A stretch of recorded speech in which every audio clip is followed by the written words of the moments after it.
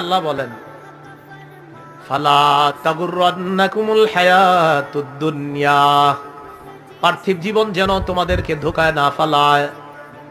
সূরা বাকারার ৮৬ নম্বর আয়াতে আল্লাহ বলেন, উলাইকাল্লাযীনা ইশতারাউল হায়াতাদ দুনিয়া বিল আখিরাহ, তারা হলো ওই সমস্ত মানুষ যারা আখিরাতের বিনিময়ে দুনিয়ার জীবন ক্রয় করে নিয়েছে। ফালা ইউখাফফাফু আনহুমুল আযাব, আল্লাহ বলেন তাদের থেকে আযাব লাঘব করা হবে না, হালকা করা হবে না।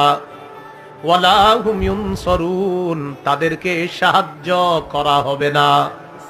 যারা শুধু দুনিয়া গ্রহণ করবে আর বলে আখিরাত দরকার নাই, আল্লাহ বলেন কিয়ামতের ময়দানে তাদেরকে যে শাস্তি দেওয়া হবে, ফয়সালা হবে, বিচার হবে, এরপর জাহান্নামে দেওয়া হবে, তাদের এই আযাব হালকাও করা হবে না, তাদেরকে সাহায্যও করা হবে না। আল্লাহ আমাদেরকে একনিষ্ঠ মুসলিম হওয়ার তৌফিক দান করেন।